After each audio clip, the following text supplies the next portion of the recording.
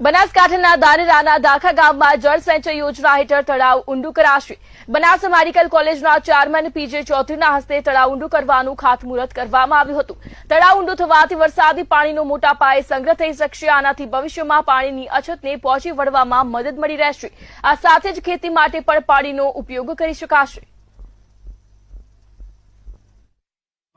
આ ધાખા ગામે મોઠોર તળાવ માટે ખંડેર હાલતમાં પડ્યું હતું। ગામના સહયોગથી આ તળાવને પુનર્જીવિત કરવા માટે બનાસ ડેરીના સહયોગથી 20 થી 25 વીઘા મોટું થશે અને આ ભૂગર્ભ જળ ઊંચા આવશે। આ તળાવ ભરાશે નર્મદાના પાણીથી, એટલે ગામને ભૂગર્ભ જળમાં ખૂબ મોટો ફાયદો થશે।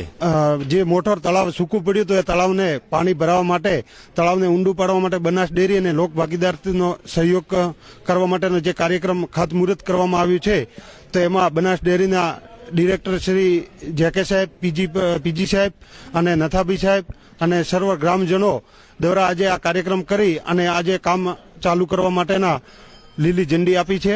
અને એ અંતર્ગત શંકરભાઈ સાહેબના નેતૃત્વમાં આ જિલ્લાની અંદર લગભગ 360 જેટલા અમૃત સરોવર બનાવ્યા છે અને એમાં આજે દાખા ગામે પણ અહીંયા આજે ખાતમુહૂર્ત કર્યું છે અને ગામ લોકોએ પણ સારો લગભગ 20 લાખ ઉપર ફંડ ફાળો કરી અને ડીઝલ માટે એકઠો કર્યો છે। શંકરભાઈ સાહેબે જે નર્મદા કેનાલમાંથી પાઇપો દ્વારા જે જિલ્લાના તળાવો ભરવા માટેનું જે આયોજન કર્યું છે અને અત્યારે આ ગામમાં પણ એ નર્મદાની કેનાલની પાઇપલાઇન આવી ગઈ છે અને એના થકી અહીંયા પાણી ભરાશે તો પાણીના તળ જે અત્યારે 1200 ફૂટે છે એ લગભગ 400-500